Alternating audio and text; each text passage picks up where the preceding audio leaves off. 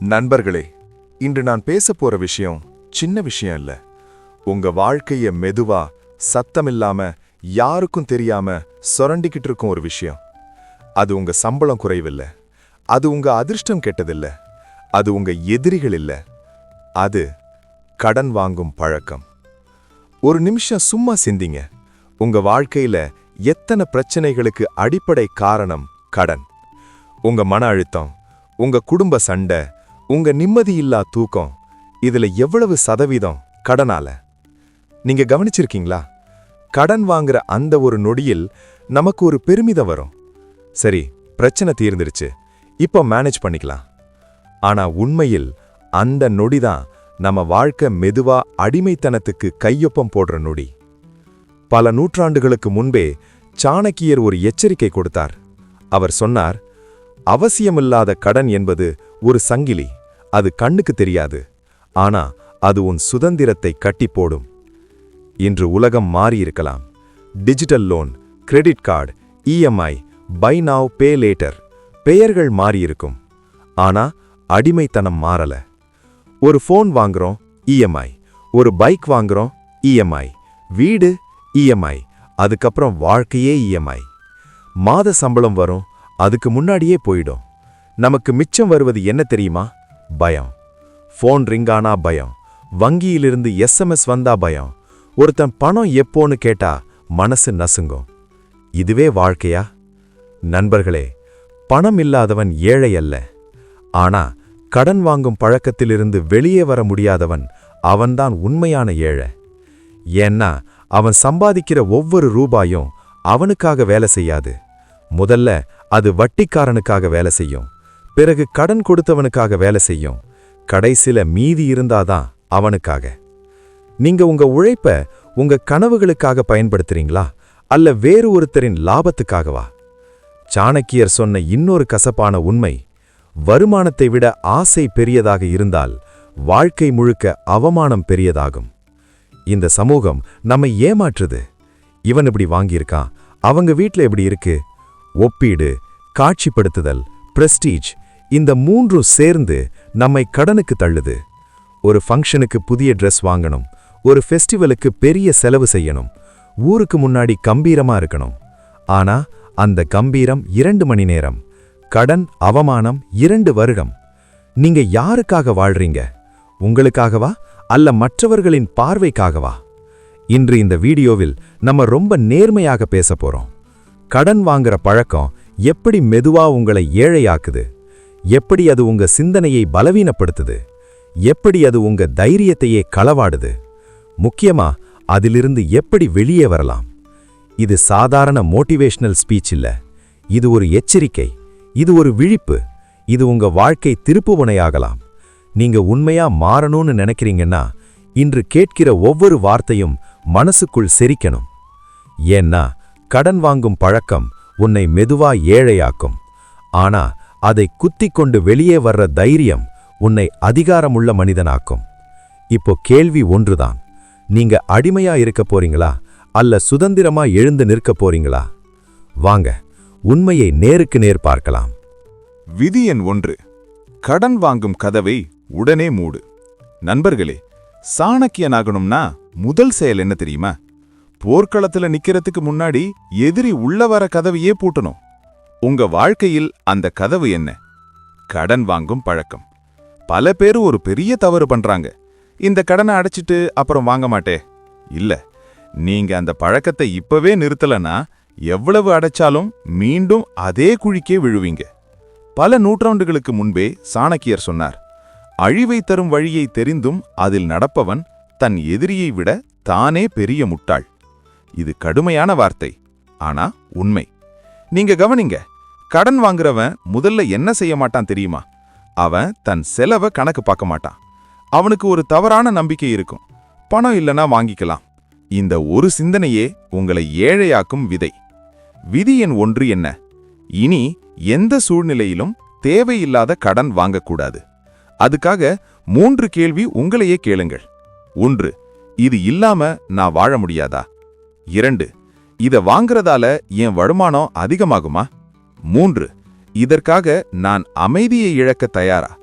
இந்த மூன்றுக்கும் இல்லன்னா அது கடன் வாங்க வேண்டிய விஷயம் இல்ல. நண்பர்களே, கடன் வாங்குறது பண பிரச்சனை இல்ல, அது கட்டுப்பாடு பிரச்சனை. ஒரு மனிதன் தன் ஆசையை கட்டுப்படுத்த முடியலன்னா அவன் சம்பளம் 10,000 இருந்தாலும் ஏழைதான், சம்பளம் 1,00,000 இருந்தாலும் ஏழைதான். சாணக்கியர் சொல்றார், சுய கட்டுப்பாடு இல்லாதவன் அதிகாரம் வந்தாலும் அதை காப்பாற்ற முடியாது. இனி முதல் ஒரு சபதம் எடுங்க. கிரெடிட் கார்டு இருந்தா பயன்படுத்துறத குறைக்குங்க. இஎம்ஐ என்ற வார்த்தையை கேட்கும்போது 2 முறை யோசிங்க. யாருக்காகவும் காட்சிப்படுத்தி செலவு செய்யாதீங்க. நீங்க இன்று ஒரு கடன் வாங்காமல் தடுக்கிற ஒவ்வொரு முடிவும் உங்க எதிர்கால சுதந்திரத்துக்கு போட்ட அடிக்கல். நினைவில் வைங்க, கடன் வாங்குறவனுக்கு எல்லாமே அவசரம், சாணக்கியனுக்கு எல்லாமே திட்டம். நீங்க எது ஆக போறீங்க? இனி முதல் கடன் வாங்குறது ஒரு அவமானம்னு நினைக்க வேண்டாம், அது ஒரு எச்சரிக்கை என்று நினைக்குங்கள். உங்க மனசு சொன்னாலும் சரி வாங்கிக்கலாம், உங்க உள்ளே இன்னொரு குரல் கேட்கணும், இது என்னை அடிமையாக்குமா? அந்த கேள்விதான் உங்களை காப்பாத்தும். கடன் வாங்கும் பழக்கத்தை உடனே நிறுத்து, அதுவே ஏழ்மை கதவை மூடும் முதல் பூட்டு. விதி எண் 2. உன் செலவுகளை வெட்டி உன் கௌரவத்தை காப்பாற்று. நண்பர்களே, கடன் வாங்குற கதவை மூடுனீங்கன்னா மட்டும் போதாது, அந்த கதவுக்கு முன்னாடி தினமும் உங்களை தள்ளிக் கொண்டு போகும் ஒரு சக்தி இருக்கு. அது கட்டுப்பாடு இல்லாத செலவு. பல பேர் சொல்வாங்க, சம்பளம் கம்மி தாண்டா பிரச்சனை. இல்ல, சம்பளம் கம்மி பிரச்சனை இல்ல, செலவு கட்டுப்பாடு இல்லாததுதான் பிரச்சனை. பல நூற்றாண்டுகளுக்கு முன்பே சாணக்கியர் சொன்னார், வருமானம் சிறியது என்று கவலைப்படாதே, அதைவிட பெரிய செலவுதான் அழிவை தரும். இந்த ஒரு வரி வாழ்க்கையை காப்பாற்றும். நீங்க கவனிச்சிருக்கீங்களா? கடன்ல இருக்கிறவங்க கூட புதிய போன் வாங்குவாங்க, பெரிய ஃபங்க்ஷனுக்கு மொய் செய்வாங்க, புதிய ட்ரெஸ், அன்னெசரி ட்ரிப்ஸ். ஏன்? மற்றவர்கள் என்ன நினைப்பாங்க? இந்த ஒரு பயம்தான் உங்களை அடிமையாக்குது. நண்பர்களே, உண்மையான கௌரவம் என்ன தெரியுமா? புதிய சட்டை இல்லை, பெரிய வீடில்லை, மிகுந்த ஆடம்பரமில்லை. கௌரவம் என்றால் யாரிடமும் கையேந்தாமல் வாழ்ற நிலை. விதி எண் 2 என்ன? உன் வாழ்க்கையை எளிமைப்படுத்து. இனி ஒரு மாதம் உங்க செலவுகளை எழுதி பாருங்க. எவ்வளவு அன்னெசரி ஐட்டம்ஸ், எவ்வளவு இம்பல்ஸ் பையிங், எவ்வளவு பார்க்க நல்லா இருக்கணும்னு பண்ணிய செலவு. நீங்க அதை கண்டு அதிர்ச்சி அடைவீங்க. ஒரு சாணக்கியன் எப்படி வாழ்வான் தெரியுமா? அவன் வெளியில் சிம்பிளா இருப்பான், ஆனா உள்ளே அவன் திட்டம் பெரியது. நீங்க இப்போ தற்காலிகமாக சிம்பிளா வாழ்றீங்கன்னா அது அவமானம் இல்ல, அது தயாரிப்பு. நினைவில் வைங்க, இன்று நீங்க ஒரு அன்னெசரி செலவை தவிர்க்கிறீங்கன்னா நாளை ஒரு கடனை தவிர்க்கிறீங்க. ஒரு டீ குடிக்கிறதையும் யோசிங்க, ஒரு ஆன்லைன் ஆர்டர் பண்றதையும் யோசிங்க, ஒரு அன்னெசரி அவுட்டிங்க கூட யோசிங்க. இது என் சுதந்திரத்தை கவருமா? இந்த கேள்வி போதும். சாணக்கியர் சொல்றார், தன் நிலையை உணராதவன் அழிவை நோக்கி தானே நடந்து செல்கிறான். நீங்க இப்போ எங்கு நிற்கிறீங்க என்பதை நேர்மையாக ஒப்புக்கொள்ளுங்கள். கடன்ல இருக்கீங்களா? அப்படின்னா ஆடம்பரம் உங்களுக்கு உரிமை இல்லை, முதலில் சுதந்திரம். நீங்க ஒரு வருடம் சிம்பிளா வாழ்ந்தால் மீதிய வாழ்க்கை கம்பீரமா வாழலாம். ஆனா இப்போ கம்பீரமா நடிக்கணும்னு ஆசைப்பட்டா மீதிய வாழ்க்கை அவமானமா வாழ வேண்டி வரும்.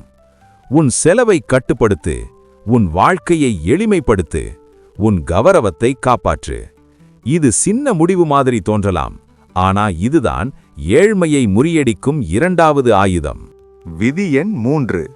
உன் வருமானத்தை பெருக்கு, இல்லனா கடன் மீண்டும் பிறக்கும். நண்பர்களே, கடன் வாங்குற கதவை மூடுனீங்க, செலவுகளை வெட்ட ஆரம்பிச்சிங்க. ஆனா இங்கே ஒரு பெரிய உண்மை இருக்கு. வெறும் சேமிப்பு மட்டும் உங்களை பணக்காரன் ஆக்காது. செலவு குறைத்ததால நீங்க உயிர் வாழலாம், ஆனா வளர்ச்சி வரணும்னா வருமானம் அதிகரிக்கணும். பல நூற்றாண்டுகளுக்கு முன்பே சாணக்கியர் சொன்னார், ஒரே ஒரு ஆதாரத்தை நம்பி நிற்கும் அரசன் ஒரு நாள் தன் ராஜ்யத்தை இழப்பான். இது ராஜ்யத்துக்கு மட்டும் இல்ல, உங்க வாழ்க்கைக்கும் பொருந்தும். நீங்க ஒரே ஒரு சம்பளத்தை மட்டும் நம்பி இருந்தீங்கன்னா ஒரு நாள் அது போதாது, அதுதான் மீண்டும் கடன் கதவை தட்டும். விதி எண் 3 என்ன? ஒரு வருமானத்தை மட்டும் நம்பி இருக்காதே. இப்போ உங்க வாழ்க்கையை நேர்மையாக பாருங்க. ஒரே ஒரு இன்கம் சோர்ஸ் தானா? அப்படின்னா அது பாதுகாப்பு இல்ல, அது ஆபத்து. ஒரு வேலை இருந்தால் போதும் என்று நினைக்காதீங்க. மாலை நேரம் என்ன பண்ணறீங்க? வார இறுதி என்ன பண்ணறீங்க? உங்க திறமை என்ன? உங்களுக்கு பேச தெரியும், எழுத தெரியும், விற்பனை செய்ய தெரியும், சமையல், எடிட்டிங், டிசைன், ட்ரேடிங், டியூட்டரிங். ஏதாவது ஒரு திறமை உங்களிடம் இருக்கு. அதை பணமாக மாற்ற ஆரம்பிங்க. நினைவில் வைங்க, கடன் வாங்குறவன் நேரம் இல்லைன்னு சொல்வான். சாணக்கியன் நேரம் உருவாக்குவான். ஒரு நாள் 24 மணி நேரம் எல்லாருக்கும் சமம். ஆனா சில பேர் அதை செலவு பண்ணுவாங்க, சில பேர் அதை முதலீடு செய்வாங்க. நீங்க எந்த கேட்டகரி? சாணக்கியர் சொல்றார், சோம்பேறிக்கு செல்வம் இல்லை. இது மோட்டிவேஷனல் டயலாக் இல்ல, இது கணக்கு. நீங்க மாதம் 15,000 சம்பாதிச்சு 14,000 செலவு பண்ணீங்கன்னா 1000 சேமிப்பு. ஆனா அதே நேரத்தில் ஒரு எக்ஸ்ட்ரா 5,000 சம்பாதிக்க ஆரம்பிச்சிங்கன்னா உங்க வேகம் வேற லெவல். கடன் அடைப்பு வேகம் கூடும், சேமிப்பு வேகம் கூடும், தன்னம்பிக்கை வேகம் கூடும். இங்கே முக்கியமானது என்ன தெரியுமா? அதிக சம்பளம் கிடைக்கணும் என்று காத்திருக்காதீங்க. சிறியதா துவங்குங்க. சின்ன இன்கம் ஆனாலும் பரவாயில்ல. கன்சிஸ்டன்சி இருந்தால் அது பெரிய ஆற்றாக மாறும். நீங்க உங்க வருமானத்தை பெருக்க ஆரம்பிச்சீங்கன்னா கடன் உங்களை பயமுறுத்த முடியாது. ஏன்னா இப்போ உங்க கையில் ஆயுதம் இருக்கு. உன் நேரத்தை வீணாக்காதே. உன் திறமையை பணமாக மாற்று. ஒரே வருமானத்தை மட்டும் நம்பாதே. நீங்க வருமானத்தை கட்டுப்படுத்த ஆரம்பிச்ச நாளே கடன் உங்களை கட்டுப்படுத்த முடியாது. விதி எண் 4. உன் பணத்தை உனக்காக வேலை செய்யவை. நண்பர்களே, நீங்க கடன் வாங்குற கதவை மூடுனீங்க, செலவை வெட்டுனீங்க, வருமானம் பெருக்க ஆரம்பிச்சீங்க. ஆனா இன்னும் ஒரு மிக முக்கியமான விஷயம் பாக்கி இருக்கு. நீங்க சம்பாதிக்கிற பணம் முழுக்க உங்க உழைப்பால வந்தது. ஆனா அது முழுக்க உங்க உழைப்பால தான் தொடர்ந்தும் வரக்கூடாது. ஏன் தெரியுமா? உடல் சோர்ந்துடும், வயது கூடும், சூழ்நிலை மாறும். அதனாலதான் பல நூற்றாண்டுகளுக்கு முன்பே சாணக்கியர் சொன்னார், விதைப்பவன் மட்டுமே அறுவடை செய்ய முடியும். இது விவசாயத்துக்கு மட்டுமில்ல, பணத்துக்கும் பொருந்தும். விதி எண் 4 என்ன? சம்பாதித்த பணத்தை முழுக்க செலவு செய்யாதே. அதில் ஒரு பகுதியை முதலீடு செய். நண்பர்களே, சேமிப்பு வேற, முதலீடு வேற. சேமிப்பு உன்னை காப்பாத்தும், முதலீடு உன்னை உயர்த்தும். நீங்க சம்பாதிக்கிற ஒவ்வொரு ரூபாயும் சாப்பாடு, வாடகை, இஎம்ஐ, செலவு இதுல மட்டும் போயிட்டா நீங்க உழைப்பாளிதானே.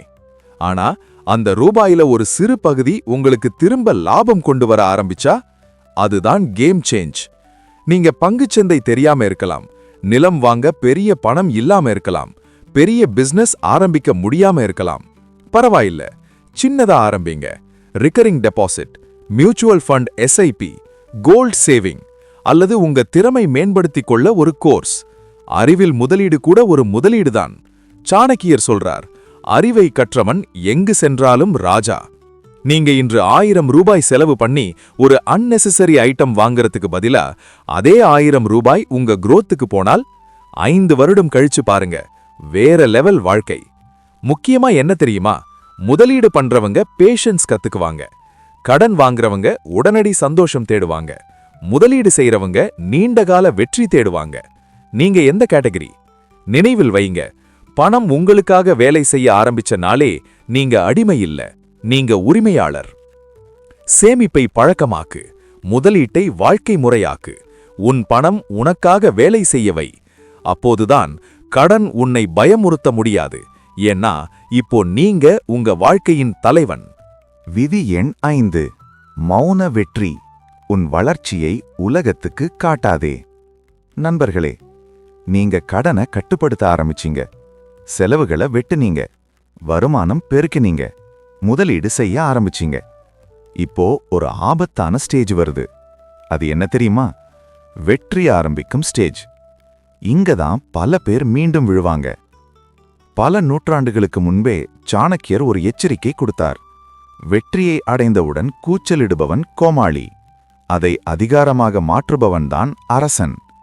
இந்த ஒரு வரி வாழ்க்கையை காப்பாத்தும். நீங்க கொஞ்சம் கொஞ்சமாக மீண்டு வர ஆரம்பிச்சா உங்களுக்கு ஒரு ஆசை வரும். இப்போ எல்லாருக்கும் காட்டணும், நான் மேலே வந்துட்டேன்னு நிரூபிக்கணும். இதுதான் மீண்டும் கடன் கதவை திறக்கும். புதிய கார், பெரிய வீடு, அதிகமான ஃபங்க்ஷன் செலவு, சோஷியல் மீடியா ஷோ ஆஃப். உலகத்துக்கு இம்ப்ரெஸ் பண்ணணும்ன்ற பாசை உங்களை மீண்டும் பழைய நிலைக்கு தள்ளும். விதி எண் 5 என்ன? உன் வளர்ச்சியை சத்தமில்லாமல் வளர்த்துக்கொள். நண்பர்களே, மரம் எப்படி பெரியதா வளரும் தெரியுமா? அது சத்தம் போட்டுக்கூடாது. அது மௌனமாகவே வேர்களை ஆழமாக வைக்கும். அதுபோல நீங்க சம்பாதிக்க ஆரம்பிச்சீங்கன்னா அதை முழுக்க காட்ட வேண்டிய அவசியமில்லை. நீங்க இன்னும் சிம்பிளா இருங்க, இன்னும் அடக்கமா இருங்க. ஆனா உள்ளுக்குள் உங்க சாம்ராஜ்யம் கட்டிக்கிட்டு இருங்க. சாணக்கியர் சொல்றார், உன் பலத்தை உன் எதிரிக்கு தெரிய விடாதே. உங்களை ஒரு காலத்தில் அவமானப்படுத்தினவங்க இப்போ கூட உங்களை அண்டர் எஸ்டிமேட் பண்ணட்டும். அவர்கள் நினைக்கட்டும், இவன் இன்னும் கஷ்டப்படுறான். ஆனா உண்மையில் நீங்க ரகசியமா வளர்ந்து கொண்டிருங்க. ஒரு நாள் அவர்கள் திகைக்கணும், இவன் எப்போ இவ்வளவு பெரியவனானான் என்று.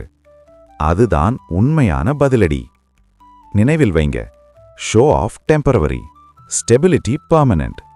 கடன் வாங்குறவங்க உலகத்துக்கு இம்ப்ரெஸ் பண்ணுவாங்க. சாணக்கியன் வரலாறை இம்ப்ரெஸ் பண்ணுவான். நீங்க எது ஆக போறீங்க? வெற்றியை சத்தமில்லாமல் வளர்த்துக்கொள். ஆடம்பரத்தில் விழாதே. உன் அதிகாரத்தை அமைதியால் காப்பாற்று. அப்போதுதான் நீங்க வெறும் கடனிலிருந்து மீண்டவன் இல்ல, நீங்க கட்டளையிடும் நிலைக்கு உயர்ந்தவன்.